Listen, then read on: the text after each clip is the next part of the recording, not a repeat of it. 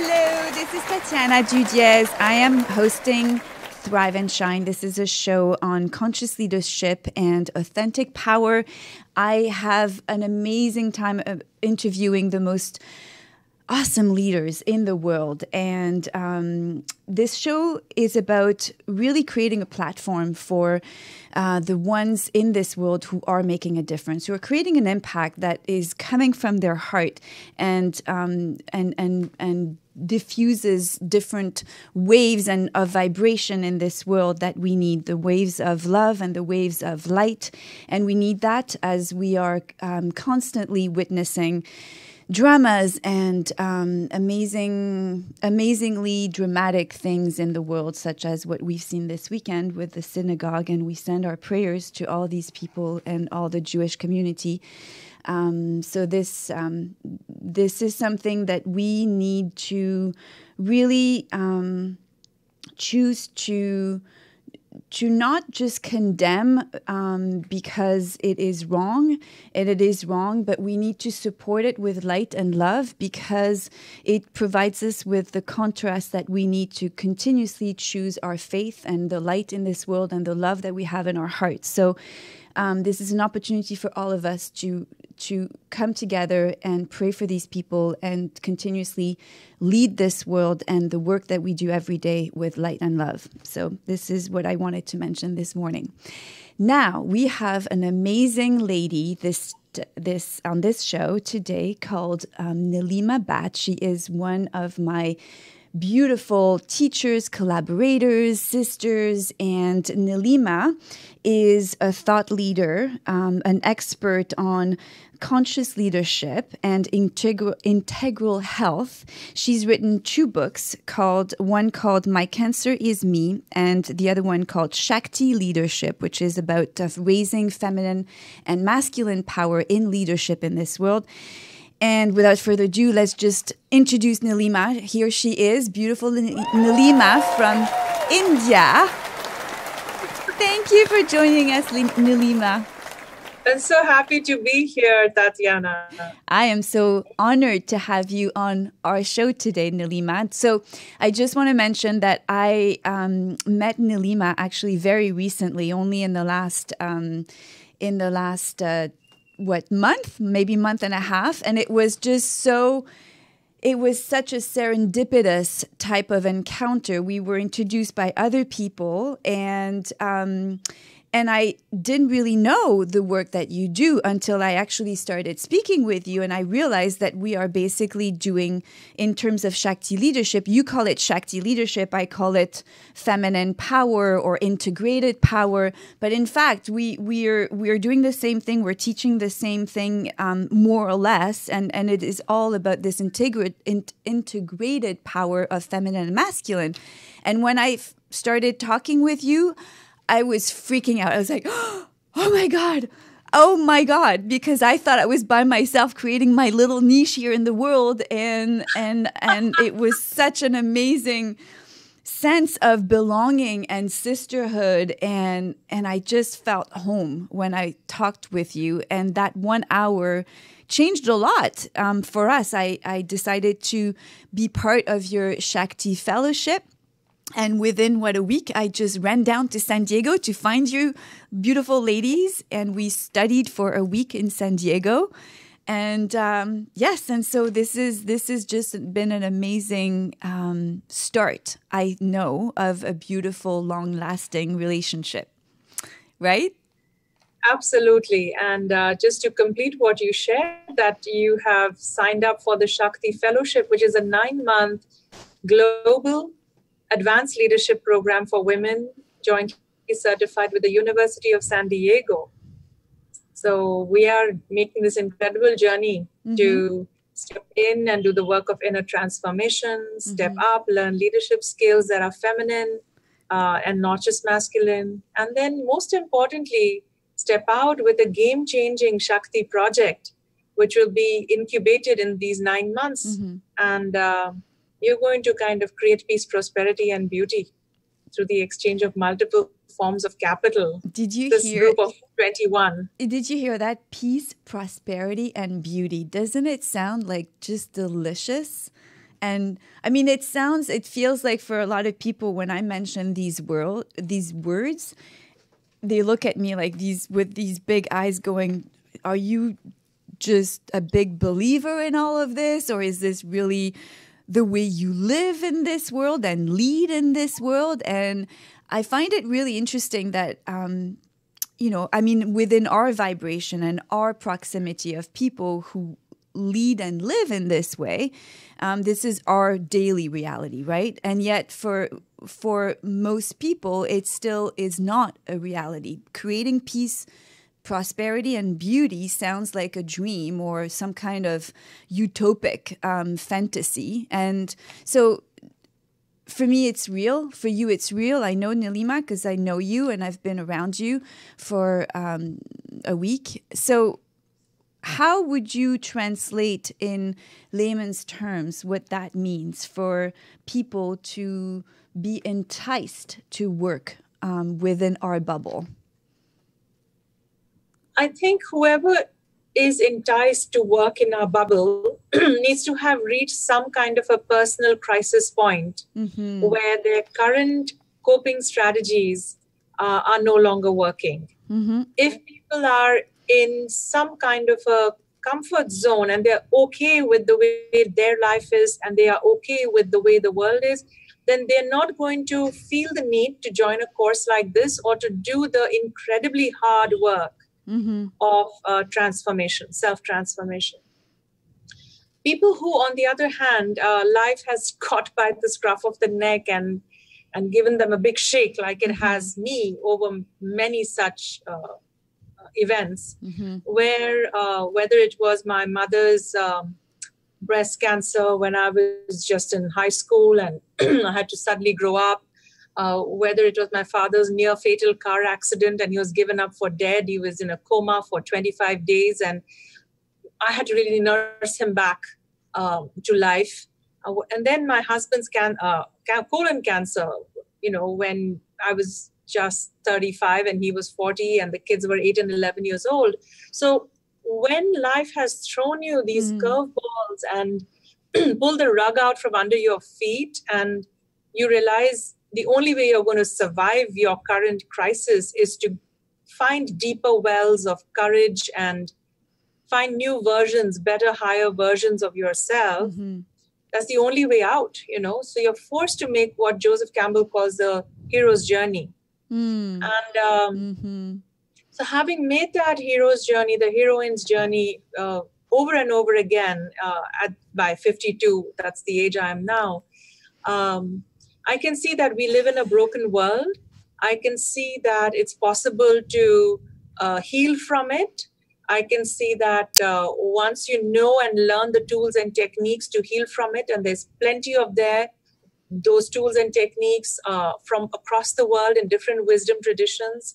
And so you can find them, you work on them, you apply them, and then you, first of all, heal yourself. You come to a place of peace and happiness that your life does indeed improve and change in a way that you would never want to go back to the old version of your life and yourself. And then you realize that not only can you live a better life, but you can help others and you can see that those you help also transform and also shift to doing amazing things. So it becomes like a ripple effect. So once you have gone through this as your lived reality and you can see that change happens, is possible, and for the better, then you have a kind of obligation to not just live that way yourself, but to start helping the world. It's a deep calling to be of service. It's exactly that. And I love that you're saying that because of course, there is no coincidence. I was just having a very quick conversation this morning with someone who's very close to me right now, and we were watching the news around this synagogue shooting, and so he was asking me, well, I just don't even want to look at it and hear it because it makes me angry, and I said, well, it makes me want to choose this contrast to go back to faith and go back to love and go back to what I know can change this world. And this is so important because, like you said, it and so he looks at me and he goes, well, why do you really do what you do? And I said, it's not what I do, it's who I am. It's a calling in my heart and in my soul. And it feels like it's not even an obligation for me anymore. It's a responsibility.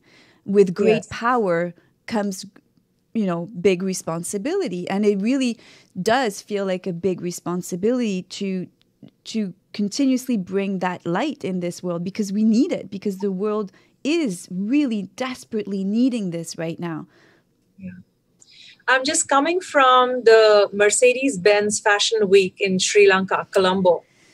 And we had the most amazing speakers up there, and heard this message yet again, that it's 2 minutes to midnight on the environmental clock for the earth. And when it hits that midnight hour, the earth is going to be on an irrevocable, journey to wasteland. And it's as scary as that. And the other scary thing I heard is that the fashion industry is the second largest polluter of the world after oil and gas.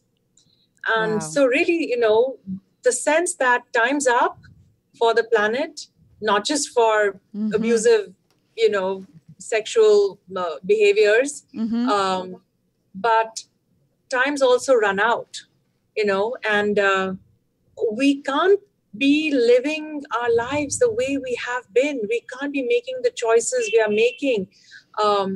We choose clothes to wear, we go and shop, we're consumers. So every day we make choices when we spend our rupees and our dollars. And we're either part of the problem, or the solution. Or we can choose to be part of the solution. Absolutely. And so it's we're having this conversation at an incredibly precipitous time.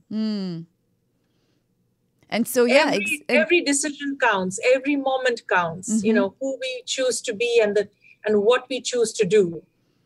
And how we choose to show up in the world, meaning who do we choose to be? In each moment, we have a choice to be who we want to be. It's not a question of, oh, I have no choice, I have to do this. And I often hear this expression from people who are maybe a little bit less conscious because perhaps they haven't felt that need to shift for transformation as badly as others like us. I mean, we've been through significant events in our life that have created that sense of urgency for us to change, for us to transform, for us to do the inner work that we are now committed to doing. And when I hear people say, I have no choice, it's become an expression. It's like, oh, I'm busy. Those expressions are just expressions society uses all the time, yet are so unconscious, and shows that they're so conditioned and have not yet really questioned the conditions that they live in. And it matters that we make those choices in every moment.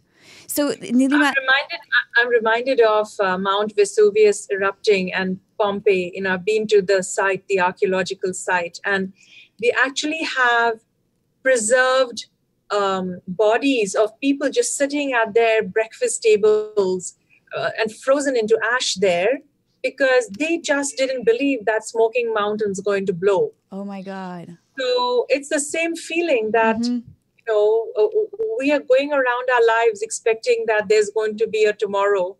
And we're really at a precipice.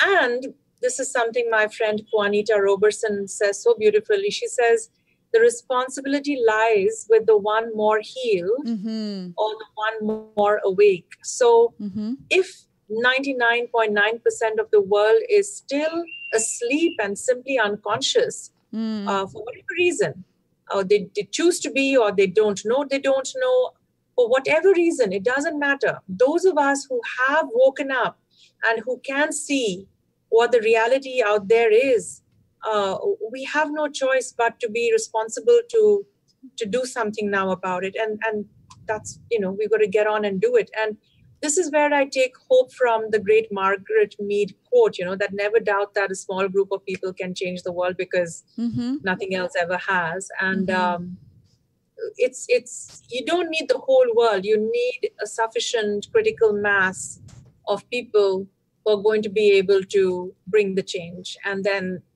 take the rest along. Exactly. We should just get on with the ones who are ready. Exactly. And so how did you come across this, the Conscious Capitalism organization? We are linked also by this organization. You have also written Shakti Leadership as a co-author with Raj, who is one of the founders of Conscious Capitalism. How did you tell us how you came across the organization? How did you decide to collaborate and write this book? I've been in India since 2004, and my husband and I returned to India after he had his colon cancer diagnosis. So we left full-time corporate work, came back to India to start a conscious leadership consultancy. And we were bringing many of these ideas of ancient wisdom, bringing it to modern management and leadership. How do you lead more consciously, bringing practices such as yoga and meditation and mindfulness to leadership. So we started doing all this work, and we realized there are people like us in India and even around the world who are also doing it in their silos. And we said, let's get together and maybe collectively we'll have greater impact. So we formed an organization called Chitta Sangha, which means the Consciousness Collaborative, and found other people doing similar work. And that's how we found Raj. We had a common friend, Shubro Sen, who had set up the Conscious Capitalism Boston, which was one of, with Bentley University, and Raj was working at Bentley back then. So Raj and Shubro had started Conscious Capitalism as thought leadership they were doing. Raj had written this book, Forms of Endearment, that, companies who do good and are profitable by doing good. So that's how Raj came to the Chitta Sangha, and we would meet, 2 to 3 times a year on our own retreats. And we were beginning to develop work as a group. And that's when I said to him, I said, women really need a leadership model that works for them as much as there are leadership models that work for men. And there is no conscious capitalism without an integrative and inclusive model of leadership that integrates East and West, not just Western ideas, that also allows for feminine values and behaviors, because that is very much the need of the hour in leadership. So how do you integrate East and West, and how do you integrate masculine and feminine?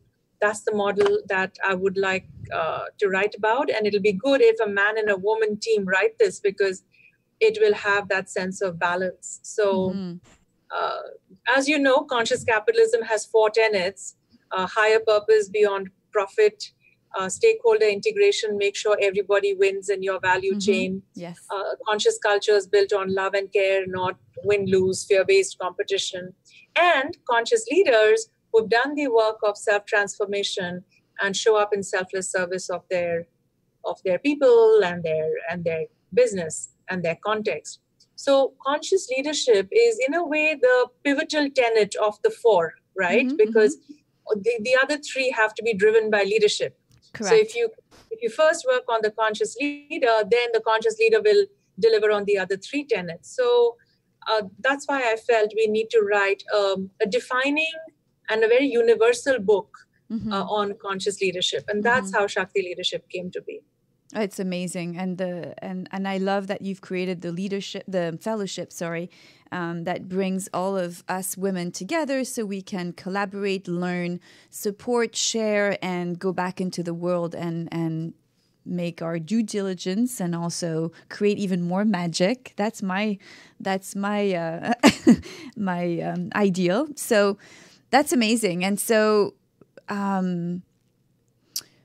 what is it today for you that really moves you from the inside to make this fellowship, this leadership, this teaching known to the rest of the world? What is it from your soul and your heart that calls you to do that? I guess for me, the central idea of Shakti, that leadership is essentially an exercise of power, an exercise of agency to affect outcomes. And old leadership models are basically ego-based, and you exercise your privilege power, that you're made boss lady, boss man. And then from that place of privilege, being the top of the pyramid, you then exercise your power. And if you have more money and, you have more power. If you come from the West, you have more power. If you have white skin, you have more power. I mean, there's just all this privilege-based power that leaders tend to exercise in order to be effective. And it's always based in that authority or fear-based type of power. This is how most people understand the word power, right? Yeah. And that's what we're wanting to change, is that that's right. So that was the big call for me, growing up in India, where politics can get quite messy and dirty, I guess no different from anywhere else. I was just going to say, I don't think it's different, especially, well, I'm not going to get into politics, but... Yeah. And so, breakfast table, lunch table, dinner table conversations are about who's in power and who lost power. Yes. And then I got into yoga and meditation, and I discovered that there is this universal force, which is called Shakti, because it is the mother force, the source force of all other forces and powers. And it's the creative energy of creation and existence, and it drives change. It's what creates everything, where innovation happens from, where transformation happens from. So I'm thinking, there is this, we're like fish dying of thirst. We're swimming in our own ocean of water.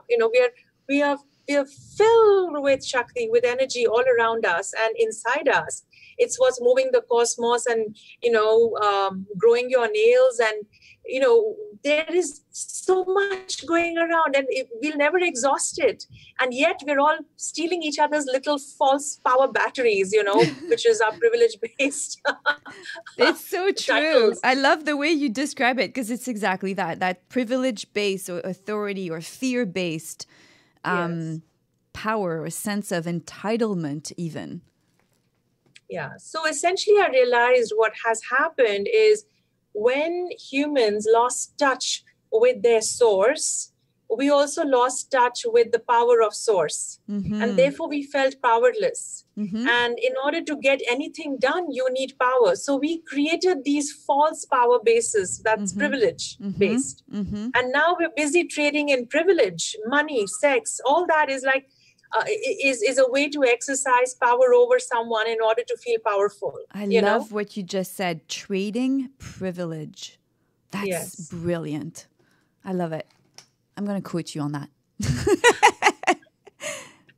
And because we lost touch with the original source that is unlimited and infinite, eternal, and always available to us, it's we who've lost touch with it. And so we've kind of gone down a rabbit hole, that's not taking us anywhere. It's just kind of getting worse and depleting us. So the answer isn't to kind of keep fighting and grabbing for privilege-based power, but to instead turn back and return to the source that we lost touch with. And that's the work of presence, right? Which is why the Shakti leadership work begins with presence.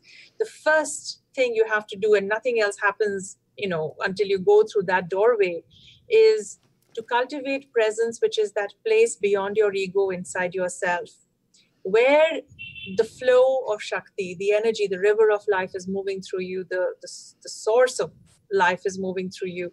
And then you're able to tap into it, much like plugging into the source itself. Like a power bar, basically, as we plug lamps, this little power bar, and we plug different things into it, different actual plugs into it. That's what it is.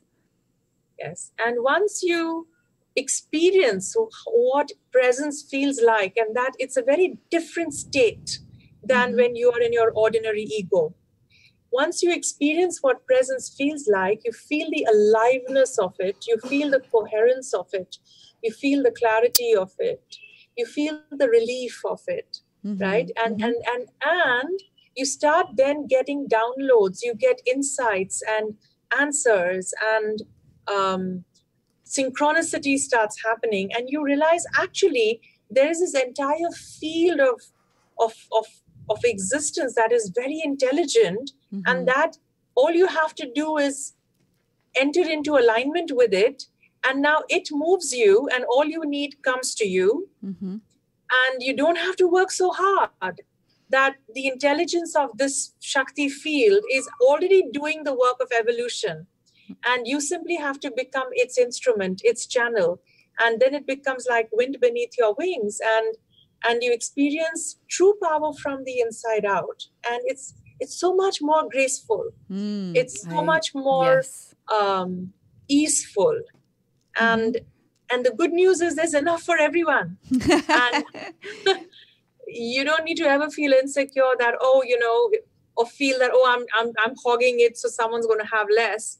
Well, it's infinite. It's infinite, yes. Yeah. Just like, and we practice this with our presence meditation, which I love. And one of the lines of that meditation that I love, well, some of the lines I love the most are, I have nothing to defend, and I have nothing to promote. And I am here now, and all I need is within me. And this is what we all need to be reminded on a daily basis is find your own way to align with that source, with your own source, with that river inside of you that is the river of life, which is connected to source, and remind yourself that there is nothing to defend, there is nothing to promote, and that everything that you need is within you. How beautiful is that? It's the most liberating experience. It really is. If you can truly enter into it. And that's the practice. That's why that meditation is called the presence practice. You can do it once, and then you can feel wonderful and present for a few moments, a minute or so. But then, you go back into the world, and some, chaos hits you, and then there you are back down the rabbit hole. Chasing some, ephemeral fear. But the more you practice presence, the more you build the muscle, and the stronger it becomes as a state of your being, so that the next time you are facing a crisis, a leadership moment, instead of losing presence, you are now anchored in a strong muscle. So your default response then is no longer absence and the runaway fear. You don't check out, you remain checked in. Right. And you don't react. Yes. Because that's huge, is we spend so much time when we're not aligned and present, reacting to things that are initially perhaps upsetting, but if you are present enough to it and understand that it's just another bump, it's another step, and it might be a blessing instead of a curse, that it is happening, and it's not happening to you, it's happening for you. So if you practice enough alignment, I just had something on Friday that took place, and as I'm writing this book, the people that I am writing the book with decided to no longer write the book with me. And so at first I thought, well, this is really upsetting. And I was a little frazzled and shocked and upset and you name it, and then, but interestingly enough, as I've been practicing alignment and presence for a while now, I actually did not react. I just have practiced compassion, understanding, and just looking at it as it's a blessing. There is a blessing in this, and it is what it is. And so how amazing if people could all simply stay in their truth and their alignment with source with anything that happens in their leadership or their business or in their life or with their intimate partners, because we're so triggered on an internal basis with our intimate partner, right? I mean, they really act as our mirrors. And which leads me to ask you, how did this situation in your life with your husband and his cancer, I know a book came out of it, but what did it create for you personally and for you as a couple with your husband? What was the cancer about? Well, the cancer was colon cancer. He was 40. He had a very high profile, high stress job in advertising. And so I guess it was some form of burnout, and, that the body just wasn't able to cope with that kind of a intense corporate life. And so he said I had to choose life over lifestyle. And so we returned to India for him to recover his health. And but it started a very interesting journey. And I often joke I'm in my third marriage with the same man. And, which I think is the truth for a lot of people who have been married for a long time, if they stay committed and engaged into keeping this relationship alive and kicking, and not just being married because you're married. Yes. Being married because you want to be with that person, because you are engaged in not only your own happiness, but also his or her happiness. That's to me success. So I love that you say that, because I've heard it from people who are in that way engaged in their marriage, and it's gorgeous. It's so beautiful and refreshing, because it's so rare.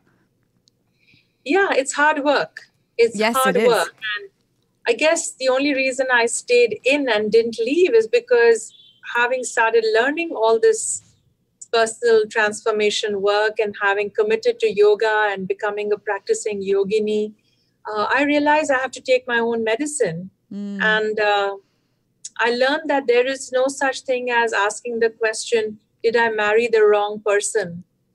Because there is no right person. That's right. I love that. There is no right person. Expand on that. I really want to expand on that. We have bought into this real false myth of romance, that somewhere out there is this the one, Mr. Right, okay? And then Mrs. Right. My whole life is to go find him.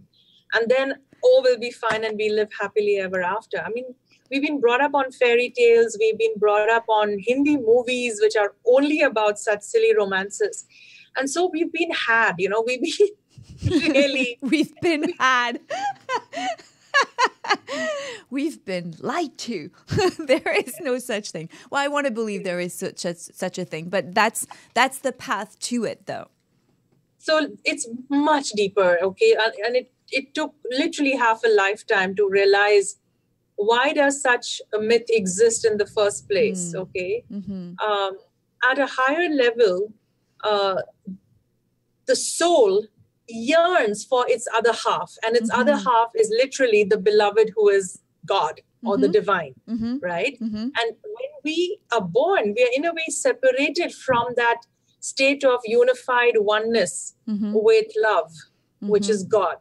So we have an inherent built-in hole in the soul, which is the lack of connection with the divine, that beatific state of being at one with love, with all that is, in the essence that we call God or the divine, right? So it's in all the mystical traditions, God is related to as if a lover to a beloved. And it's the Sufis, and Rumi, and oh my God, when, Saint Teresa of Avila, and when I was reading these mystics talk about that intense yearning and longing for love, and somewhere at a deep soul level, we know that there is this incredible experience called love, right? Now, we have to take that longing and turn it towards the divine, which is towards our own completion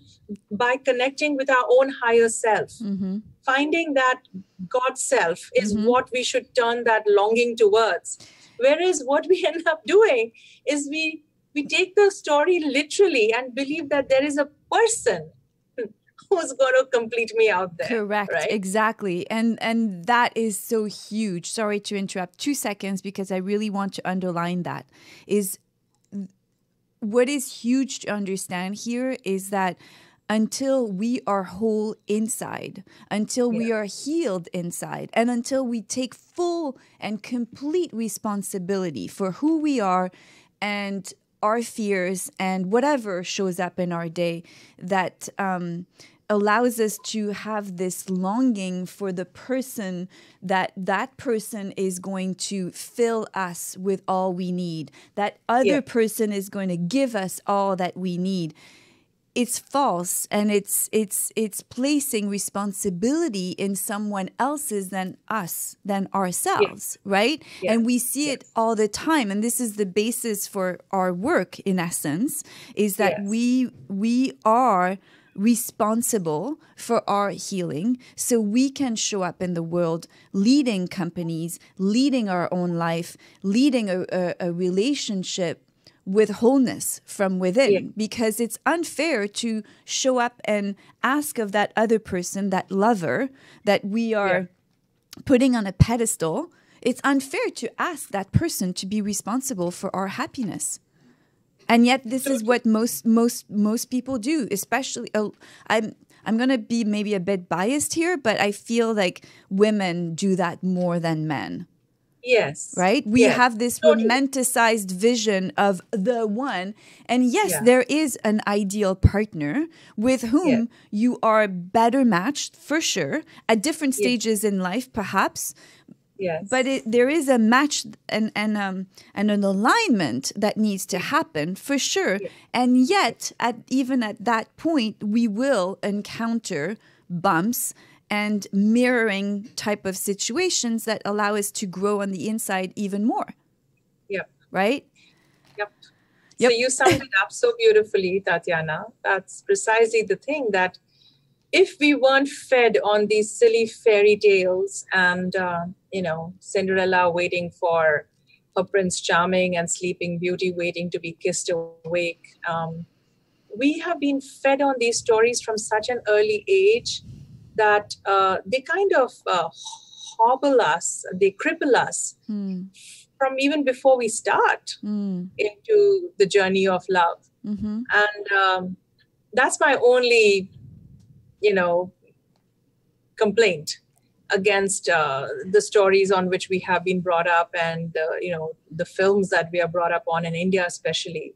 I wish someone told the truth. And what's nice is our stories are now being evolved, and, these fairy tales are being told a little differently. The Disney films are a little different these days.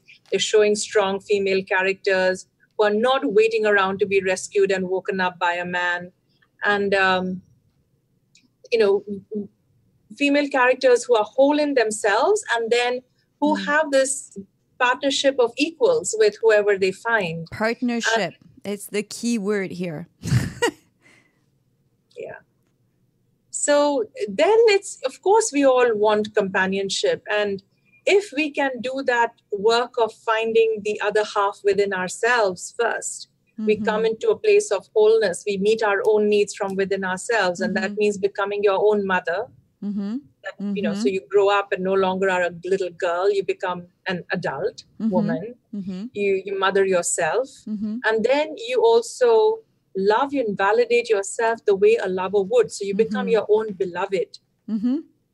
Once you can do that, then you show up as a psychologically whole person.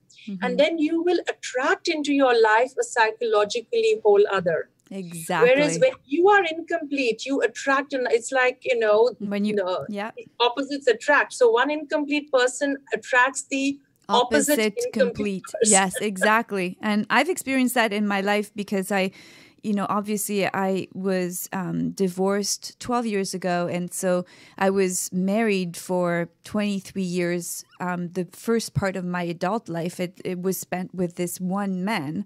And then I was divorced and then experienced attracting men in my life that at the time I spent a great deal of energy blaming until, my transformation 5 years ago, where I decided to take on this responsibility on my shoulders and decide that if I attracted this type of man in my life at that point is because it's my responsibility. Not my fault, but it's my doing. It's my being, actually, more than my doing. It's the way that it's how I showed up in the world at that point that attracted that person.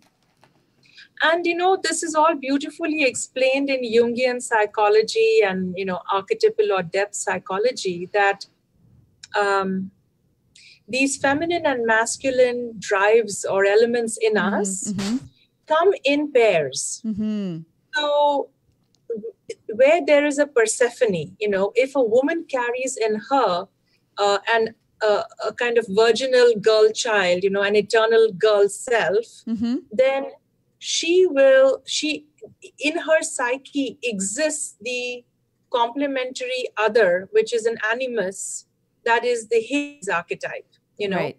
which is like the dark masculine that will come and effectively abduct her and hold her hostage in the underworld, in the unconscious, so she's kept from growing up because she's held down by her dark masculine animus. So where there is a Persephone, there is a Hades. So a Puella Eterna, this eternal girl, goes around and will keep attracting to her a person who carries the Hades archetype in himself. So like north and south poles of a magnet, these two inexorably draw each other.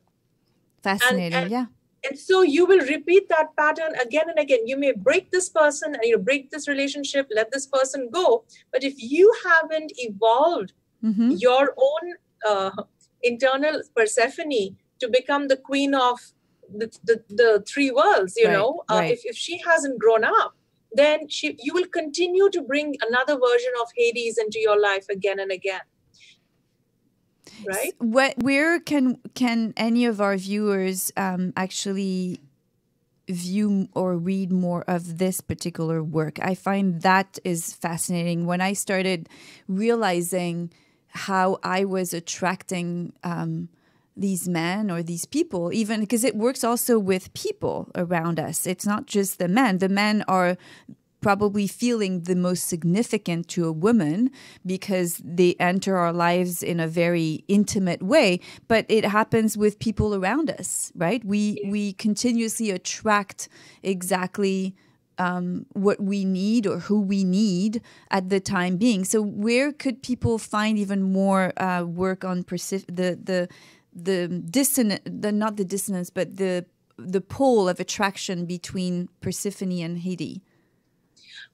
I think, there are a few wonderful books. There is Jean Shinoda Bolen's book called Goddesses in Every Woman, and another book called Gods in Every Man. That's a good set of books. Okay. Another one is The Heroine's Journey by Maureen Murdoch. Right. There is Descent to the Goddess by Sylvia Brinton Pereira. And of course, there's Shakti Leadership. Of course. Yeah. That's amazing. And so back to this beautiful story that you have of you and your husband through this cancer. The cancer, in fact, sounds like it was a deciding factor in calling both of you back to consciousness and back to life in a way that is so much more present than the race to the marketing plan or the race to the outer success. Completely. It took us not a very long time to discover that the cancer was our blessing and that somehow it saved our life in ways far deeper than than is normally understood. And it required both of us to go on our own heroic journeys, which required, two people can't go on the same journey. You go your journey alone. And so it was a very painful process, kind of have to be Velcroed away from each other. Velcroed away.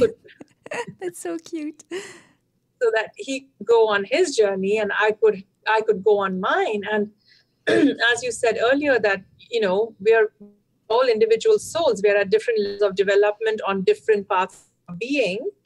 So some aspects of one is, are more evolved, and some aspects of another are more evolved. And then all those selves are trying to be in relationship with their complementary other, So it's an entangled relationship. And so you have to kind of disentangle all of that and then no longer blame the other for not completing, strands of yourself. Go on your own journey, and at a time where you haven't been taught all these things, right? So you're figuring it out. You're kind of, bumbling along and hurting each other along the way. And it's scary. It's hard. I almost died. And it was that hard and that painful. Oh. Yeah. And I'm sure so it was for him. And how... perhaps, yeah. Sorry, go ahead. Perhaps it was only grace that somewhere we are never alone in these long, dark journeys we make in the wilderness and bewilderment and, being in the tunnel and not seeing light at the end of it. Somewhere we are held in the womb of grace, and there is some invisible force that is looking out for you and has your back. And, even when you think, I'm going to die, you don't. And, help comes. I found deep wells of courage and faith. And I think in my case, I have always had faith, and I have no idea where that comes from. But I just know how to call on God, how to call on the Divine Mother, how to call on my archangels and my friends, my invisible realm friends, and that there are forces out there that are benevolent and that respond to your call. I found all that, and I really believe I was held through. And of course, there are real angels, friends who come into your life at the right time, mentors who show up and give you exactly what you need, the guidance, the advice.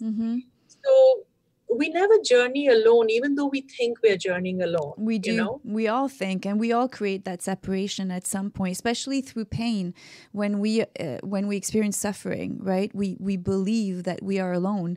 I've experienced that so many times in my life, and I'm so grateful that today I know I'm not, even though I might feel for 1 second, that sense inside that. There's like this sinking of the heart and soul of loneliness, and then I bounce back within seconds now. That's the muscle, and I remind myself, oh my God, I'm so not alone, and it's so reassuring and it's so beautiful. And that faith that you're talking about is really, I don't know how to explain it either, other than it's just such a tool to continue inviting more into our lives, and inviting those angels, and inviting God back into your life, or inviting whoever you believe in, because it doesn't have to be, it just requires faith in something more than you, in something, in a greater force than you. That's all it is, right? Yeah. And even if you just reframe it as your own higher self. Correct. Right. So, Nilima, where can people find you? ShaktiLeadership.com. Very simple. And Shakti is spelled S. Here is the book, Shakti Leadership. And so you can find Nilima under that particular website. And also My Cancer is Me is the other one. Right, exactly. Thank you.